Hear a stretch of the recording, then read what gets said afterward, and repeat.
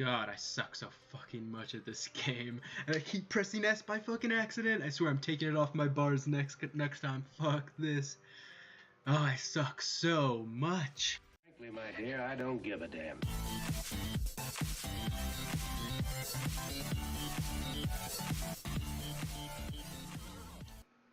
Hey guys, Zaryu here. Just wanted to let you know I'm back, and my hair is black, but we're gonna change that soon here. Gotta go back to my original color, you know. Yeah, gonna be giving you guys a quick little guide today. Hopefully you enjoy it. There we go, back to my special teal. Where the fuck is it? I mean, family-friendly YouTuber here, if I can even be called a YouTuber. Alright, and cut! Get it? Because my hair. Hey guys, Tel. Just wanted to let you guys know a quick little thing. This is going to be a 2's guide. I know it's not really that original. Zaryu and cartoons and quite a few other people tend to do 3's guides. Props to Zaryu, he's probably the best 3's content YouTuber out there. You guys should go check his channel out. I love him. He's great content maker. This is going to be more centered towards 2's, but the overall idea, the things I'm going to teach you are universal. You'll be able to take them and bring them to 3's if you want, or RBGs. They're just general concepts that will help you. Since I got, I think, 3 people commenting that they wanted 2's guide. So yeah, let's just jump right into it. I'm going to be going over gameplay, how I play during my weekly cap to around 1700. So here we are. This is my going to be the first match. I'm going to be showcasing you guys. I think it shows at least one good tip in here, or no, 2 I'd say, that will help, you know, your average player improve. And maybe even if you're maybe like a 2400 player or so, you'll be like, oh wow, I didn't know I could do that, or oh, so that's when I'm supposed to time this. So the majority of this match, I'm gonna kind of skip through once I get to my point. As you can see, you know, like always use momentum when you have I-beam, and keep in mind I-beam is a DPS increase. Just keep that in mind. It is better than Chaos Strikes, or Chaos Strike overall. You know, the warrior, this is only like 1700 MMR, so the warrior was a fool. You know, he disarmed me without me metaing, so I get a lot of value out of my meta, which he could have completely negated if he kept his disarm. The majority of what you're going to be doing in Arena is focusing on doing as much damage as you can, and when you're fighting a melee, you need to learn how to bob and weave. So what bob and weaving is say that warrior's on me, as you could see earlier, you need to go at, or when he comes after you, you blade dance, then you jump away with dash or heroic leap, then you come back in with a blade dance. I'll show you this more so on other matches, but it's a good general tip. Here's something. So, as you're watching, he's going to use his cap totem, and at the last second there, bam, shadow meld. What people don't know is that you can actually shadow meld AoE stuns, and it's extremely effective. I had no trinket, as you can see in my bottom left corner. I had no way out of that, but shadow meld, and if you time a shadow meld on an AoE stun or any AoE ability, this includes Shaman Hex Totem, you can actually immune yourself to it. It also works for Stormbolt, for example. If you see the Stormbolt coming through the air, you react quick enough with a Shadow Meld, because it is off the global cooldown Shadow Meld, so you can time it properly. You will actually get the immunity off from the stun, and Shadow Meld can be used in this way on any single ability in the game that's projectile or AoE. The only abilities that you can't meld with it are instant cast abilities. That's because, well, number one, it's literally impossible to time, and number two, you don't know when they're going to be shooting it. So, as you can see here, you know, like I ran from above his storm. I'm going to skip ahead. So right here is when I finish him off in the next few seconds. And if you watch, I actually use Fell Dash into the wall, right? So it gives you that free 20%, as you can see right there. And it's just, if you hit the wall, you're not going to be moving anywhere. So it's essentially just popping a Chaos Blades or using a Nemesis, which is nerfed to 15%. But you get the idea. Always try to aim your Fell Rush towards a wall so you don't overshoot someone. And if you do have to use Fell Rush without a wall there, always make sure you have Fell Blade back so you can instantly return to the target. And always stay and just be maximizing your DPS. So this was one of the tougher matches for me. I'm going to be showing you my talents here. So you want Detainment. I think I should go Detainment. Yeah, Detainment. So I go Detainment specifically, all right, because you can Detainment the mage when his temporal or shield is about to fall off. So you'll get 0 healing from it, and you can also do this during large cooldowns and whatnot. That talent build there is essentially necessary. Netherwalk is also extremely good, and here's a trick I'm going to show you. As you can see there, I just showed my first aid. Most demon hunters don't do this, but it's extremely effective, and that's using first aid overall. During this match, I use it quite a few times in combination with Netherwalk. As you know, Netherwalk immunes you, and you can't do anything, especially because demon hunters have no self heals, except you can first aid during it. So they're going to be smacking you, nothing's going to be happening. You know, I imprisoned the druid right there. I'm going hard on this. You know, like I definitely shouldn't have used my imprison. I should have let my monk incap the druid instead, and I should have incapped that temp shield. But instead, I switched to the druid because of it. You know, you always have to be playing the cooldown. So he skins there, right? So I'm going to follow him for a bit, I think, but he's going to get a lot of heals. You know, he escaped, but guess what? I can meta right on top of him. Using meta as a gap closer is extremely effective if you really want to get away with some cheese and some greed. Especially since you're not going to be using your Fel Dashes, they can't stop you as easily. I'm just going to go ham on that druid for quite a while before I finally decide to go back on the mage and do some split pressure. Mainly because the druid popped Iron Bark on himself and Thorns. So whenever, this is really important, especially as a demon hunter, whenever somebody, as you can see, I just incapped that mage because he was bursting, but whenever someone pops a cooldown as a demon hunter, remember, you Fel Rush. Every time you Fel Rush to someone, you get a 20% damage increase, right? With the momentum build. You want to be switching off that target. He pops skin on himself, alright, just Fel Rush over to the mage, start smacking into him, you know, and rinse, repeat, go around and around and around.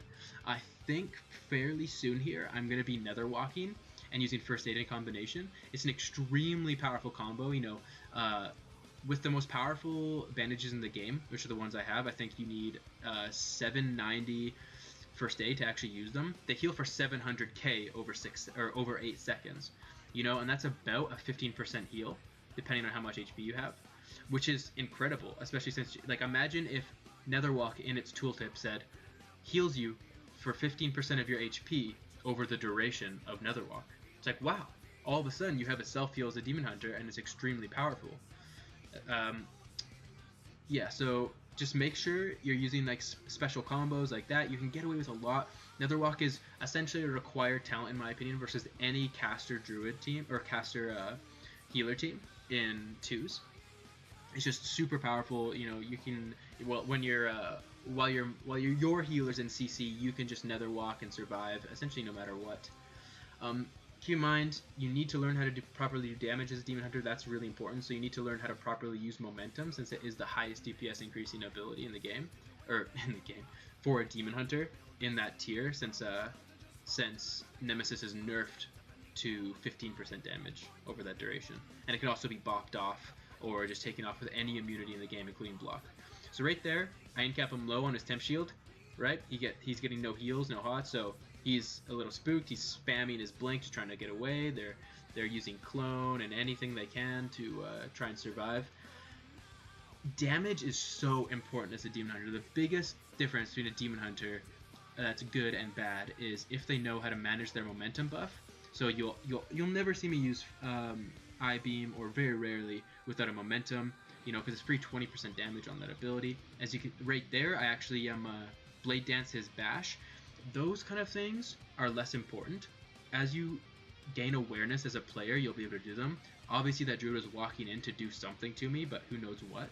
But you got to think, wait, druids have a stun called bash. If he gets within melee range, just press Blade Dance. Well, bam. You know, 9 times out of 10, you're gonna dance the stun. This also works for rogues. You see them vanish, Blade Dance, you can dance their stun. You see a Pharaoh re-stealth. You see any character really running towards you that has a melee physical stun, and you can always Blade Dance it. See how I am continually just switch whenever they pop a cooldown on each other. You know, I have a macro. I'll actually put it in the description for you guys, where essentially you can hold shift and use glaive throw, and it'll cycle through arena 1, 2, and 3. For 2's, you don't need that, obviously. I should imprison him low here on his temp shield. Yeah, so he gets no healing from that. Little things like that set the pace of the game and the momentum. So if you take the value out of their temp shield, just imagine him not having a temp shield, right? So all of a sudden he's 1 cooldown short, you're 1 cooldown ahead. And if you continually play that little mind game, right? It's not as big as in Legion as in other expansions, but if you continually play that value game, you'll get ahead in the match, and eventually you'll kill them because they'll run out of cooldowns. Like there'll just be a time period where they have nothing and you have something. I'm just kiting this mage away as he smacks into me right now, throwing some glaives. Earlier in the game, when you saw them all drop to 20%, that was because every time the druid popped skin, I would switch to the mage, and every time the mage would pop temp, if I didn't have incap, I would switch to the druid. Or if they put iron bark on the mage, I'd switch back to the druid, and etc. Rinse, repeat, rinse, repeat. It completely nullifies their cooldowns because they're getting no value out of them. Again, the whole value system. That's why I'm saying this kind of commentary and this kind of gameplay style works in 3's, 2's, RPGs, anything. It's just a really good mindset to have in the game is about value. So I'm playing defensive here because we're kind of far behind. My monk has been sitting a lot of CC, so again, you know, he gets a full stun there. He can easily die. He has to trinket because of that. So, and I've meta up in 20 seconds. So guess what I'm going to be doing to that druid? I'm going to be annihilating him in 20 seconds.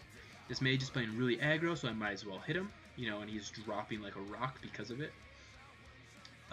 Pretty soon here, I'm going to nether walk, I believe. Right there, yeah. So I'm going to go behind the pillar, let my dude heal me up. Just chill for a sec. Slow him, throw some glaives. Keeping glaives up on 2 targets is essentially getting a 100% damage increase for free. You know, if you keep a glaive dot on your main target and your off target, they're both going to be whittling down. Their hots won't keep them up because of fatigue. They'll just slowly whittle down, makes them both extremely viable targets. I think we're going to win pretty soon here. It's going to be a really close match. This mage was really good, especially, and that druid as well.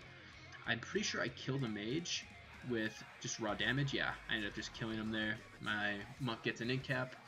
Hopefully this gave you some insight on how to play 2's a little bit better and my spec choices versus casters. I'm going to go on to a melee match next time. Alright, so I have a really good example of a melee versus Demon Hunter comp and how you should play. You have to be able to bob and weave with Blade Dance. So Blade Dance, Fell Rush, come back in with Blade Dance again. Avoid easy damage. As you can see, my main target when a Mistweaver uses Crane on me or a Paladin uses melee wings is the Mistweaver. Don't just leave the Mistweaver because they will do crazy damage and they will also just heal the crap out of their partner. When a Mistweaver comes in like that, a Druid comes in to hit you with a Rake or something, smack the shit out of them. Like, absolutely destroy them. Pop cooldowns, just start slaying into them. Blade Dance, run away, come back, completely nullify their healing. Once you get them to around 60%, typically they'll run away because they realize, wait, they're absolutely destroying me. I get a Fell Rush kick right there, so now he's in big trouble. I do believe I Blade Dance the stun here. Yeah, I Blade Dance the Fist of Fury. So, see, look, here it is again, the Crane. So he can't hit my Mistweaver, so he's going to have to try and target me, because my Mistweaver will just kite the Crane. So we get a full stun at the end of it. Now, here's where things get juicy. I'm going to get full stunned here, which brings me extremely low in the match. Very scary. However, do you see how aggressive this Mistweaver is playing? Good Mistweavers will play this way, and it's an extremely greedy playstyle, because if the enemy team doesn't properly hit them during it, so they'll just heal their entire team, they'll never lose mana, they'll get way ahead. You have to hit them. It's extremely important. See how I'm just bobbing and weaving here, kiting them both essentially. I was just 1v1ing that monk for a bit there. I had defensives, he didn't. He had karma or something, but it didn't really matter because your main goal here is to nullify the Mistweaver's Crane. So when he rushes in with Crane, you know, pop blur, Blade Dance, kite a bit, rain from above if you want. I recommend using Mana Drain versus Mistweavers because they tend to run out of mana extremely quickly if they're not using Crane. Then you can get ahead just with your cleave damage. So I almost die here, extremely close. Luckily I live. I get the stun out. Just gonna do some crazy cleave. It might end fairly soon, who knows. Yeah, it's gonna end really soon. So I'm pretty sure he just dies here. He flops over, my Mistweaver goes in, finishes him off. So yeah, that's how you should be playing against a melee comp. I'm going to go in a little bit more into depth later. I don't want this video to be too long though, it'll annoy you guys. I hope you guys enjoyed the content. It was the first time I've ever done a live commentary like this. My graphics card's like a NVIDIA 860 or something as well, and it keeps shutting down randomly. I don't know why, but that's why the FPS is pretty shitty. You know, I was playing the game at around 25 to 30 FPS, normally around 30 if I was lucky. Yeah, I play on a pretty shitty laptop, but I really hope it helped you guys out. This is just some random 3's gameplay with my friends. It's nothing crazy high rated yet. I say so fucking much. Jesus Christ. Pretty much, I'm gonna go over talents towards the end of this video. I probably should have done it at the beginning, but it's late and I'm too fucking lazy. So, versus a melee comp, and most comps in general, you're gonna want to use momentum and learn how to time momentum. I recommend weak auras too, to track a momentum buff. I have a guide on how to, on add-ons actually for Demon Hunters that includes weak auras and how to set it up. So versus melee and most comps you play against, you want Chaos Blades momentum build. All right, Netherwalk versus casters, and versus anything that can spam stun, Desperate Instincts, so you don't get one shot. And versus most melees, you'll be wanting to take Rain from Above. That'll help you out a lot versus most melee comps. So here's a little quick guide on what you'll be using depending on what comps they're playing. Sorry for the weird cuts. I'm struggling with my audio software for some reason right now. But versus a melee, you'll be wanting to take what I just put on the screen above, and versus a caster, you'll be wanting to take what I just put above as well. Hopefully this just gives you some general insight. You'll be wanting to hit Chaos Blades 99% of the time. Felbraj just isn't really viable in 2's. It gets kicked, it's useless, doesn't do enough burst damage. Keep in mind that Chaos Strike lasts 18 seconds, or I think it's 20 seconds now. Meta lasts 15, so that means you can Chaos Blades for 3 seconds without meta to get maximum burst and cooldowns out of an opponent. Because most of the time, if they see Blades up, right, and you use Fury of the Illidari, they're gonna pop a defensive and they're gonna be scared. If they do, just hold off on your meta, get the most value out of it. During the match, you know, wait until their skin falls off, wait until their wall falls off, then pop meta. You can separate your cooldowns and space them for maximum effectiveness, and have a good morning. I think it'll be when this uploads. Peace, guys.